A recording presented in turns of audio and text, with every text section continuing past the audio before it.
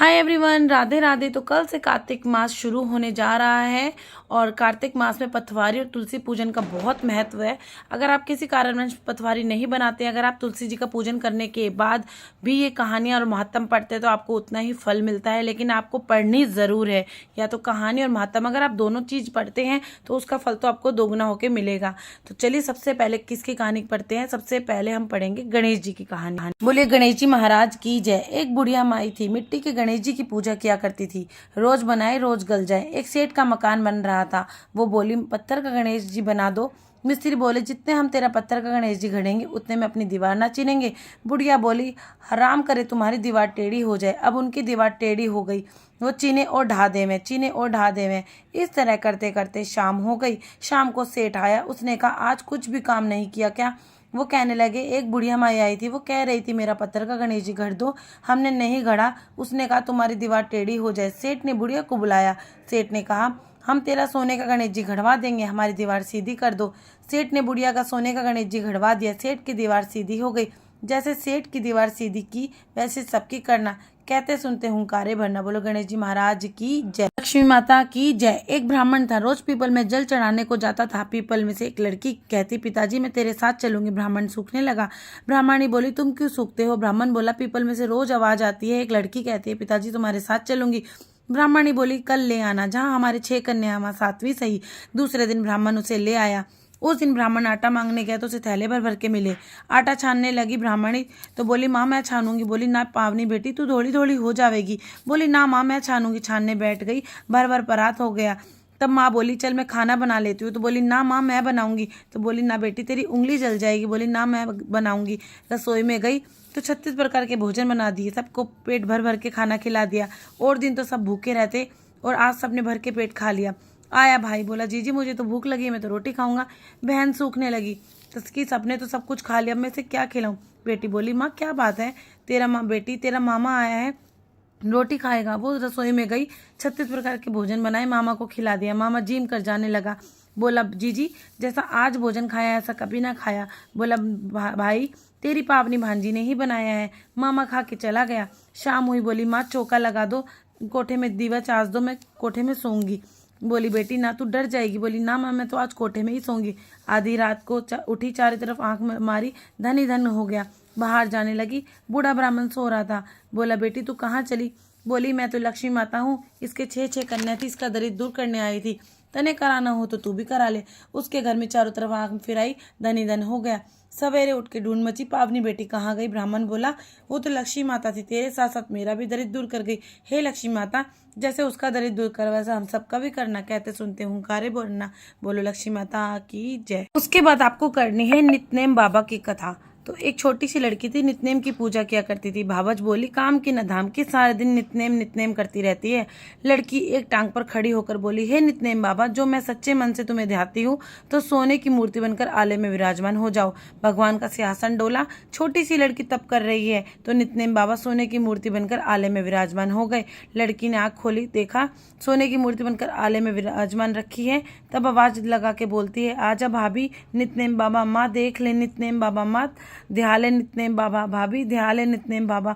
नितनेम बाबा जैसे छोटी सी लड़की का साथ रखा वैसे हम सबका भी रखना। कहते सुनते हुंकारे भरना। बोलो नितनेम बाबा की जय जय। इसके बाद आपको करनी है पीपल और पथवारी की कहानी। बोलो पथवारी मैया की जय। एक बुढ़िया माई थी, उसने अपनी बहू से कहा कि जा तू दूध दही बेचने जा। तो वह दूध दही बेचने जा रही थी। रास्ते में उसको बहुत सारी औरतें मिली, वे सब पीपल पथवारी सींच रही थी। उसने उन औरतों से पूछा कि तुम ये क्या कर रही हो और इससे क्या फल मिलता है? सभी औरतें कहने लगी कि हम तो पीपल पथवारी सींच रहे हैं, इससे अन्न धन भंडारे भर जाते हैं और 12 वर्ष का बिछड़ा हुआ पति मिल जाता है। बहू बोली, अच्छा ऐसी बात है, तो तुम लोग तो पानी से सींचती हो और मैं तो दूध दही से सींचूंगी। अब गुजरी बहू रोजाना सारा दूध तो पीपल में और दही पतवारी पे सींच देती। बहू से सास बोली कि ला बहू दाम ला। तो बोली, सासू जी महीना पूरा होने पर दूंगी। महीना पूरा होने को आया, पुन्नों के दिन जाकर पथवारी के पास जाकर बैठ गई। पथवारी माता बोली, मेरे पास क्यों बैठी है? तो बोली, अब घर जाऊंगी तो सासू जी तो दाम मांगेगी, मेरे पास तो दाम नहीं है, मैं तो पूरा महीना पीपल पथवारी में ही दही और दूध सींच दिया है। तो बोली, मेरे पास क्या दाम रखा है? मेरे पास तो ये भरा डिंडा पान पतूरा पड़ा है, यही ठाकर ले जा। गुजरी बहू भरा डिंडा पान पतूरा ठाकर ले गई और कोठरी में रख दिया और डर के मारे ओढ़कर सो गई कि आज तो सासू मेरी खैर खबर कुछ ना करेगी। जाके बोली, आई सासू बोली ला बहू दाम ला। बोली माँ जी कोठड़ी में रखा है। सासू ने जाकर कोठड़ी में देखा तो कोठड़ी तो हीरे मोती से जगमगा रही। सासू बोली अरे बहू किसका ठा लाई? बोली सासू जी मैं तो किसी का ना ठा के लाई, कार्तिक के महीने में मैंने दूध दही ना बेचा, मैं तो पीपल पथवारी सींचू थी। तो बोली अच्छा पीपल पथवारी सींचने से इतना धन मिले हैं तो अगले साल कार्तिक आएगा तो मैं भी पीपल पथवारी सींचूंगी। अगले साल कार्तिक आया, सास के मन में बहुत लालच आ गया तो सास दूध दही तो सारा बेच आती और हांडी धोके पीपल पथवारी में सींच देती और बहू से कहती तू मेरे से दाम मांग। बहू बोली क्या कोई सासू से बहू भी दाम मांगती है? बोली ना तू मांग। बहू ने कहा लाओ सासू जी दाम लाओ। तो बोली महीना पूरा होने पर दूंगी। महीना पूरा होने का आया तो पुन्नू के दिन जाके पथवारी माता के पास जाकर बैठ गई। पथवारी माता से बोली मेरे पास क्या दाम रखा है, मेरे पास तो भरा डिंडा पान पतुरा पड़ा है, यही ठाकर ले जा। ठाकर ले गई, जाके कोठड़ी में रख के और ओढ़ के सो गई। आई बहू बोली लाओ सासू जी दाम लाओ। बोली जाके कोठड़ी में देख। कोठड़ी खोल के देखा बहू ने तो कीड़े मकोड़े बिलबिला रहे। बहू चिल्लाई, बोली सासू जी आकर देखो ये क्या हो रहा है। आकर देखा तो कीड़े मकोड़े बिलबिला रहे थे। बहू सासू बोली ये पीपल पथवारी तो बड़ी दोगल बट पीटनी है, तुझको तो धन दिया मुझको कीड़ा मकोड़ा दिया। तब सब कोई कहने लगी कि बहू तो धन की भूखी ना थी, वो तो सत की सींचे थी और तू तो धन की भूखी थी, इसीलिए पथवारी माता ने तेरे साथ ऐसा किया है। हे पथवारी माता जैसे बहू को दिया वैसे सबको देना, जैसे सासू को दिया वैसा किसी को मत देना। बोलो पथवारी मैया की। के बाद है कार्तिक की कहानी। एक बूढ़ा था, उसकी 7 बहुएं थी। वे अपनी बहुओं से कहने लगा मेरा कार्तिक नहाने का मन है, क्या तुम निभा दोगी? 6 बहुओं ने मना कर दिया। तब बड़ी बहू ने कहा पिताजी आप नहा लीजिए, मैं निभा दूंगी, आप यहाँ आकर कार्तिक नहा लेना। बूढ़ा हर रोज सुबह उठकर नदी पर जाकर नहाता, धोती उसके आंगन में सुखा देता। जैसे धोती में से पानी गिरता वैसे वैसे आंगन में हीरे मोती गिरते। यह देखकर 6 बहुओं के मन में लालच आ गया। बोली पिताजी आप हमारे यहाँ नहा लेना। अब बूढ़ा कहने लगा कि ठीक है मुझे तो कार्तिक नहाना है तो तुम्हारे यहाँ नहा लूंगा। अब अगली सुबह जब बूढ़ा नहाकर उनके आंगन में धोती सुखाई तब उसमें से आंगन में धोती में से हीरे मोती ना गिरे। तब बहुएं कहने लगी उसके यहाँ तो हीरे मोती गिरते थे, हमारे यहाँ तो कीचड़ गिरता है, हमारे यहाँ तो तुम पाप से नहाते हो, आप उसी के यहाँ नहा लेना। अब बूढ़ा बड़ी बहू के गया और वहीं नहाने लग गया। रोज सुबह धोती उसके आंगन में सुखाता, हीरे मोती गिरने लगे। इस प्रकार कार्तिक महीना समाप्त होने को आ गया। तब वह बूढ़ा चिंता में बैठ गया। तब बहू बोली कि पिताजी आप किस बात की चिंता में बैठे हो? तब बूढ़ा बाबा कहने लगा बहू मेरा कार्तिक महीना समाप्त होने को आ गया है, अब मेरा मन करता है कि मैं उस दिन सब परिवार वालों का खाना खिलाऊं और यहाँ आकर उन सबको जिमाऊं। तब बहू बोली इसमें चिंता की क्या बात है, आप सबको परिवार वालों को न्योता दे आओ पिताजी, मैं सबके लिए खाना बना दूंगी। अब बूढ़ा बाबा न्योता देने गया तो 6 बहुएं कहने लगी जब तक वो घर रहेगी हम तो खाना खाने नहीं आएंगे। बूढ़ा बाबा आकर चिंता में फिर बैठ गया। तब वह बोली बहू पिताजी अब किस बात की चिंता में हो? तब बूढ़ा बाबा बोला कि बहू उन सब का कहना है कि जब तक तुम घर रहोगे वे तो खाने पे नहीं आएंगी। तब बड़ी बहू बोली इसमें चिंता की क्या बात है, मैं अपनी 4 रोटी बनाकर खेत में चली जाऊंगी, आप न्योता तो दे आओ।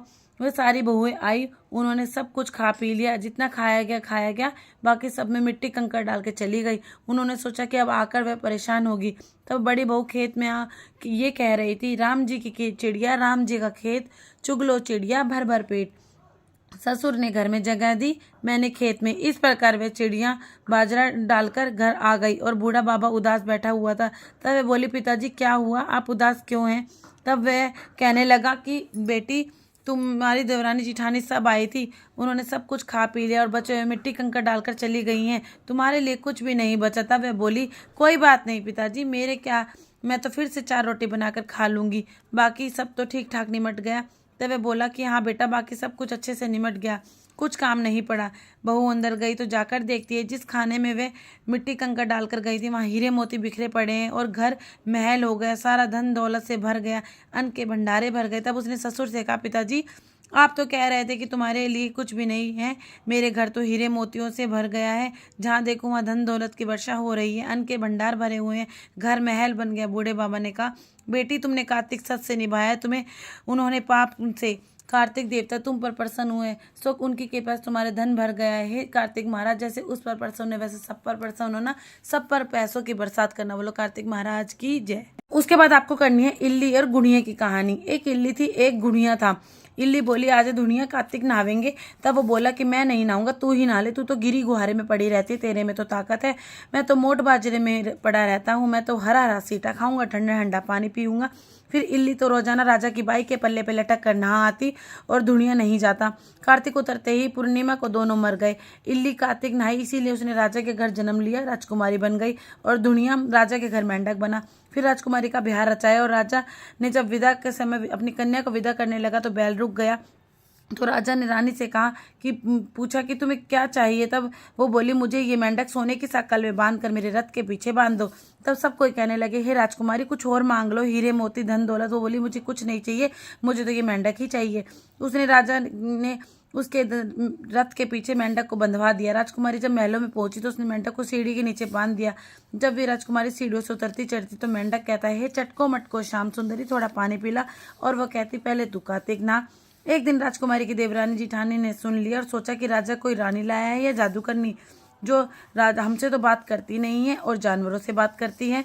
राजा ने से कहा तब राजा ने कहा, मैं अपनी आंखों से देखूंगा तभी मानूंगा। एक दिन राजा छुप कर बैठ गया। राजकुमारी महलों से उतरी तो फिर मेंढक ने वही कहा और रानी ने भी वही जवाब दिया। तब राजा ने तलवार निकाल ली और कहा कि सच्ची सच्ची बता, तू कौन और ये कौन। तब राजकुमारी बोली कि हम तो पिछले जन्म की बात करते हैं। पिछले जन्म में मैं इल्ली थी, ये दुनिया था। इसको मैंने कहा कि तू कार्तिक नहा ले, ये नहीं नहाया, इसीलिए इस जन्म में ये मेंढक बन गया और मैं राजकुमारी बनी। तब राजा कहने लगा, अच्छा कार्तिक नहाने का इतना फल होता है तो हम दोनों अगले साल जोड़े से नहाएंगे और खूब दान पुण्य करेंगे, जिससे हमें आगे इससे ज़्यादा फल मिलेगा। दोनों कार्तिक नहाने लगे। राजा के घर खूब धन संपत्ति हो गई। कार्तिक महाराज, जैसे इल्ली को दिया वैसे सबको देना, जैसे दुनिया को दिया वैसे किसी को मत देना। उसके बाद है तुलसा जी की कथा।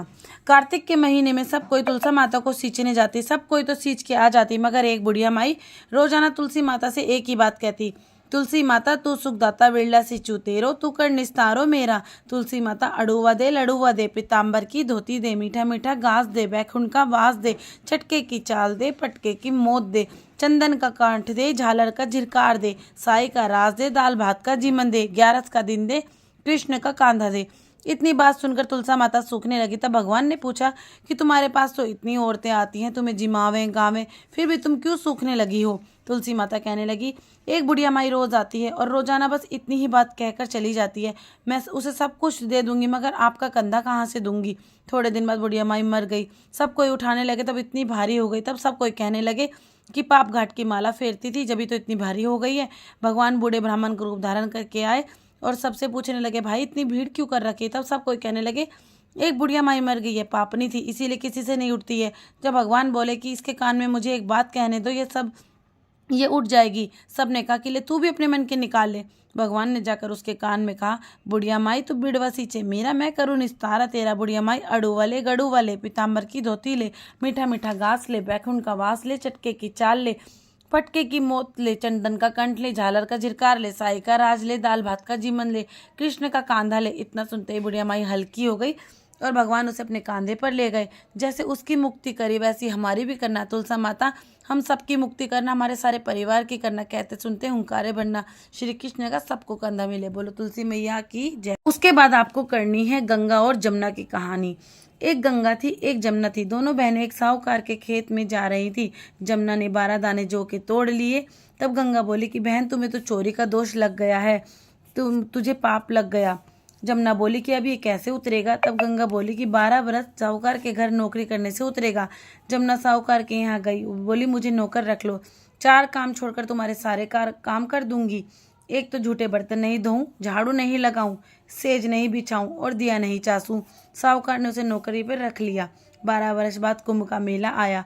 साहूकार साहूकारनी मेले में जाने लगे तो जमुना ने उन्हें एक सोने का टका दिया और बोली कि वह मेरी बहन गंगा है, उसको यह टका दे देना और कह देना कि बहन जमुना ने भेजा है। तो वह हाथ पसार कर गोरी गोरी बइयाँ हरी हरी चूड़ी पहने ले लेगी। वह लोग वहां जाकर सोने का टका देने लगे तो गंगा ने हरी हरी चूड़ियाँ गोरी गोरी बइयाँ हाथ पसार कर ले लिया और बोली, मेरी बहन जमुना से कह देना कि अब तेरे 12 वर्ष पूरे हो गए हैं, अब आ जाएगी। साहूकार साहूकारनी घर आए। जमुना से बोले कि तेरी बहन बोली है कि तेरे 12 वर्ष पूरे हो गए हैं, तू आ जा। यह सुनते ही जमुना सहजदारा होकर बहने लगी।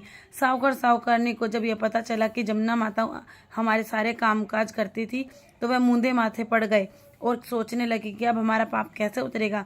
उधर जमुना गंगा के पास पहुंच गई तो गंगा ने उससे पूछा कि तू साहूकार साहूकारनी की धीरज बंधाकर आई है या नहीं। जमुना बोली कि मैंने तो उनसे कुछ भी नहीं कहा। गंगा बोली कि उनकी धीरज बंधाकर आ, नहीं तो उनको संतोष कैसे होगा।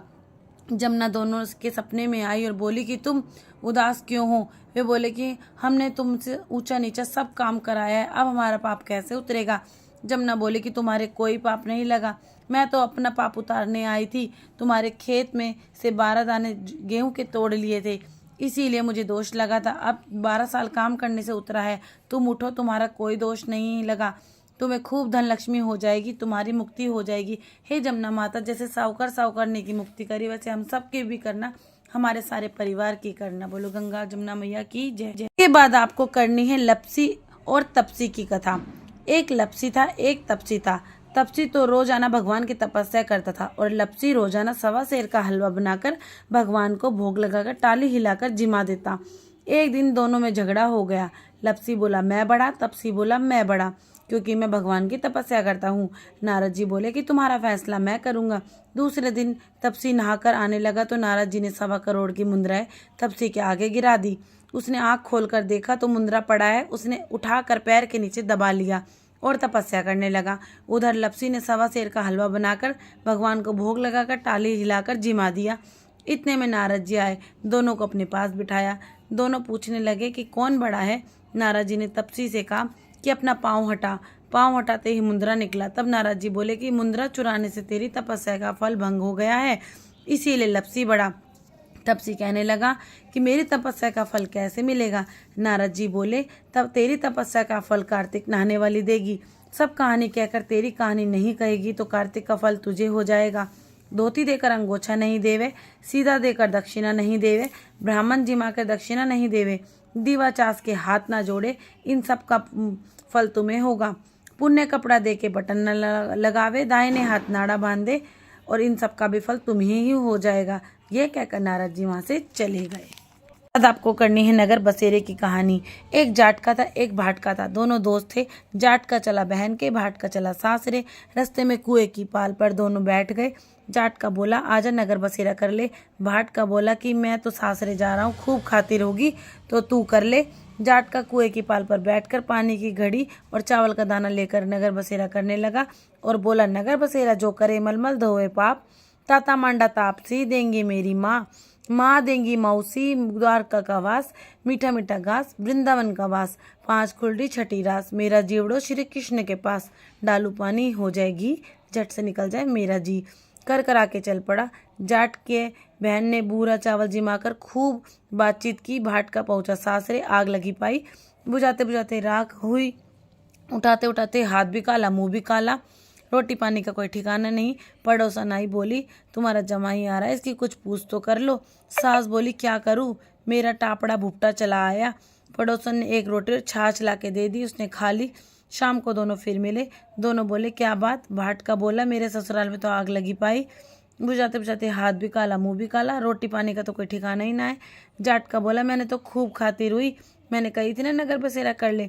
बोला आ अब कर ले। भाट का बोला अब भी ना करूं, तेरी तो मौसी है, पता नहीं रोटी दे या ना दे, मेरी तो माँ है, दही की छुछुली चूरमे की पेड़ी धरी पावेगी। भाट के ने नहीं किया, जाट के ने नगर बसेरा कर लिया। नगर बसेरा जो करे मलमल धोवे पाप, ताता मंडा तापसी देंगी मेरी माँ, माँ देंगी मौसी द्वारका का वास, मीठा मीठा घास 5 कुलरी छठी रास, मेरा जीवड़ो श्री कृष्ण के पास, डालू पानी हो जाएगी झट से निकल जाए मेरा जी। करके चल पड़ा। घर पहुंचा तो जाट की मौसी ने बहुत ही लाड़ चाव किया। भाट का घर पहुंचा तो उसकी भैंस खो गई। बाप एक लाठी धरे एक उठावे, बोला ससुराल गया तो आग लगा दी, यहाँ आया तो भैंस खो दी, पहले भैंस खोज कर ला, जब भी रोटी पानी मिलेगी। सारा दिन हो गया, ढूंढते ढूंढते भैंस नहीं मिली। बाजार में फिर दोनों मिले। जाट के ने पूछा क्या खबर। भाट का बोला कि आते ही मेरे बाप की भैंस खो गई, मैं उसी दिन से ढूंढ रहा हूँ, रोटियों का कोई ठिकाना नहीं है। जाट का बोला मैंने तो पहले ही कही थी नगर बसेरा कर ले। भाट का बोला तेरे नगर बसेरे में इतने गुण है तो आप कर लेता हूँ। दोनों नगर बसेरा करने लगे। नगर बसेरा जो करे मलमल धोए पाप, ताता मंडा तापसी देंगी मेरी माँ, माँ देंगी मौसी द्वारका का वास, मीठा मीठा घास 5 कुलरी छठी रास, मेरा जीवड़ा श्री कृष्ण के पास, डालू पानी हो जाएगी झट से निकल जाए मेरा जी। करके चल पड़ा। रास्ते में भैंस मिल गई, लेकर घर गया तो माँ बोली लड़के को भूखा प्यासा आते ही निकाल दिया। खूब लाड़ चाव किया, खूब खाना पीना खिलाया। तब सारा दिन हो गया, छोरा भूखा रहा बाहर और उसकी खूब अच्छे से खातिरदारी करी। तब उन्होंने सारी नगरी में ढिंढोरा पिटवा दिया कि कार्तिक के महीने में पिया सासरे सब आते जाते नगर बसेरा करो। उसके बाद आपको करनी है वार की कहानी। जौन सा वार है उसकी कहानी। कल पूर्णमासी है और है शनिवार, तो हमें करनी है शनिवार की कहानी। एक ब्राह्मण था, पाठ करने जा रहा था। रास्ते में शनिचर महाराज मिले। ब्राह्मण बोला, कहाँ जा रहे हो? शनिचर बोला, राजा के लगने जा रहा हूँ। ब्राह्मण बोला, राजा के लगेगा, सारी प्रजा दुखी होगी, मेरे लग जा। शनिचर बोला, कितने समय के लिए? ब्राह्मण बोला, 7 साल की ओटी जाए ना 5 साल की ओटी ना जाए, 2.5 साल की ना ओटी जाए, 1.25 साल की ओटी ना जाए। 1.25 पहर की ओट ली, नदी के किनारे जाकर बैठ गया, आसन बिछा के बैठ गया और पाठ करने लगा। ओम नमो भगवते वासुदेवाय 5 बार करके माला फेरने लगा। नदी में 2 मतीरे बहे जा रहे थे, उसने निकाल के घोड़े के नीचे रख लिए। राजा के लड़कों के सिर बन गए। एक आदमी ने देखा राजा के लड़के के सिर काट के रखे हैं, तो ब्राह्मण ने कहा, किसी से भी मत कहना, ये दशा लगी है शनिचर की। तब उसने 1 से कही, 2 से कही, सारी नगरी में फैल गई। राजा ने आदेश दिया कि ब्राह्मण को सूली पे चढ़ा दो। सोने की घड़वाई वो भी टूट गई, चांदी की घड़वाई वो भी टूट गई, तांबे की घड़वाई वो भी टूट गई, लोहे की घड़वाई वो भी टूट गई। तब किसी चीज़ की भी घड़वाई वो सारी ही टूट गए। इतनी देर में 1.25 पहर पूरा हो गया। राजा के लड़के खेलते खेलते आ गए। रानी बोली, हे महाराज, ब्राह्मण को सूली पे चढ़ा दिया होगा, हमारा कैसे पाप उतरेगा? राजा बोला, जाके देखता हूँ। राजा ने देखा, ब्राह्मण से बोला, ब्राह्मण तू ये क्या कर रहा है? वो पाठ कर रहा था। ब्राह्मण से बोला, कि तू क्या विज्ञान और ज्ञान जाने हैं? ब्राह्मण बोला, मैं तो कुछ नहीं जानता, मैं तो पाठ कर रहा था। रास्ते में शनिचर महाराज मिले और मैंने पूछा, तुम कहाँ जा रहे हो? तो बोले, राजा के लगने जा रहा हूँ। मैंने कहा, अगर राजा के लगोगे तो सारी प्रजा दुखी होगी, मेरे लग जा। शनिचर बोला, 7 साल की ना ओटी ना जाए, 5 साल की ओटी ना जाए, 2.5 साल की ओटी ना जाए, 1.25 साल की ना ओटी जाए। 1.25 पहर की ओट ली। 1.25 पहर में ऐसे रंग दिखाए, कहने लगा, इसकी कैसी दशा उतरे? सोने चांदी का दान, तांबे लोहे का दान, पीतल का दान राजा तो कर दे, गरीब कैसे करे? गरीब तेल की पाली, गुड़ की डली डकोत को दे दे, 7 बार पीपल में जल चढ़ा दे और कह दे, शनिदेव मोटा कभी ना आए टोटा। शनि की घड़ी घड़ी से उतर बला टले, 7 बार कह दे, 7 बार जल चढ़ा दे तो शनिदेव की गिरह उतर जाएगी। बोलो शनिचर महाराज की जय।